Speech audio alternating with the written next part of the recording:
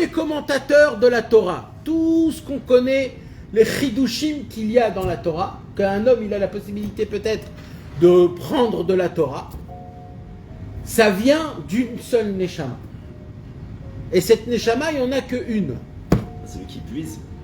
Attends. Ve'i et elle, mesoubelet be'isurim. Et elle souffre des souffrances énormes. Cette neshama-là. C'est quoi ces souffrances? Pat ba'melach tochal ou ma'im ba'msura tishte. Sa souffrance, c'est que elle mange du pain sec dans du sel et une toute petite quantité d'eau. Ça veut dire quoi? Ça ne veut pas dire que c'est ça qu'elle mange. Ça veut dire quoi? Ça veut dire non. Ça veut dire qu'elle a le minimum pour vivre. Dans toute catégorie de vitalité. Pas que dans le manger. Dans les habits, dans la parnassa, dans la maison. C'est une neshama, c'est une personne qu'elle a un minimum total. Vraiment, un vrai minimum. Elle a juste de quoi vivre sur elle-même. Kikar darka shel Torah, comme on l'a appris dans la Gemara, dans la Mishnah, dans Masechet Avot. La Masechet Avot, dans les Maximes des Pères, il y a écrit comment pourrait-on faire pour rentrer vraiment dans la Torah. Vous savez, mes amis, il y a étudier la Torah et il y a rentrer dans la Torah. C'est pas pareil. Étudier la Torah, c'est quand tu te dis, moi, j'étudie une demi-heure par jour. Ou alors tu te dis, moi, j'ai un seder, une feuille ça, j'étudie une feuille dans ce livre-là, une feuille dans ce livre-là. Et tous les jours, tu prends tes livres, tu étudies. Dès que tu as terminé ton seder. C'est terminé. Ça s'appelle étudier la Torah. C'est énormément, c'est très bien, c'est parfait. Alvaï que tout le monde a le mérite de ce... Mais ça s'appelle pas encore de rentrer dans la Torah, les amis. Rentrer dans la Torah, c'est complètement autre chose. C'est pas j'ai un seder, j'ai pas un seder.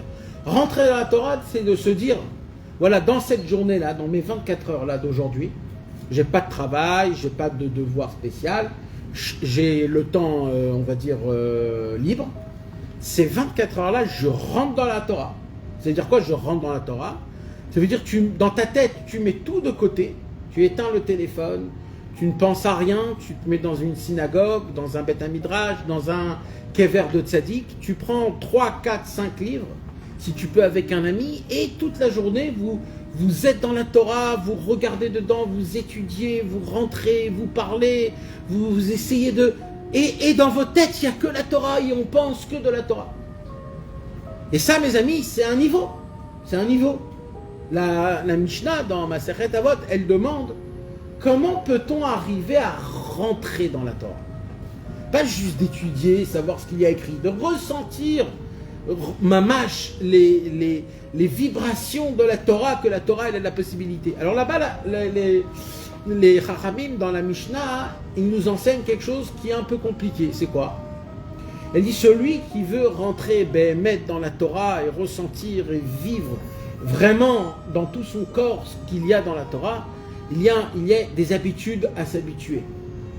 Quoi? D'abord, manger peu, boire peu, le pain 3 fois dans du sel, juste la quantité de besoin, boire juste une quantité que tu as besoin, dormir par terre, et c'est comme ça qu'on étudie la Torah. En essayant de donner le moins possible de confort au corps. Moins tu donnes du confort au corps, plus les capteurs de la Neshama, ils s'ouvrent pour capter la Torah. Et ça, mes amis, c'est très très important parce que nous, on a des fois la vision qui est complètement à l'envers. Quoi? Tu te dis, je vais me permettre à faire tout un confort de séouda, de chaises parfaites, de tables, des trucs en cuir, en or, etc. Et dis voilà, comme ça, on étudie bien, on se sent bien. Là, la Mishnah, elle te dit non, c'est à l'envers. La Torah, c'est spirituel. La spiritualité, c'est la Neshama. Et automatiquement, la Neshama, c'est un contre le corps. Le corps et la Neshama, ils ne sont pas en paix. Donc pour que la Neshama soit éveillée à ce que les paroles de la Torah elles fassent un effet sur toi, tu es obligé de donner, d'enlever un peu du manger de ton corps pour donner à la Neshama. C'est là où les Chachamim, et c'est pour cela qu'il dit la Rabbeinu, cette Neshama là, que c'est qui cette Neshama? C'est la racine de toute la Torah mondiale. Et que tous les commentateurs de la Torah et les nouveautés de la Torah ils puisent de cette Neshama là. C'est pour cela que cette Neshama elle est obligée de vivre une vie qui est totalement que pour vivre. C'est-à-dire un minimum de vitalité. Elle a juste ce qu'il faut pour vivre. En argent, en habits, en mangeant, en dormant. Elle a juste ce qu'elle a pour vivre. Elle est obligée de souffrir des souffrances. Et il faut savoir que tous les commentateurs de la Torah, tous les explicateurs de la Torah, tous, ils prennent leur force de cette Neshama-là. Ce n'est pas eux qui arrivent à recevoir de la Torah directement, c'est qu'il y a une Neshama que tout le monde prend de elle.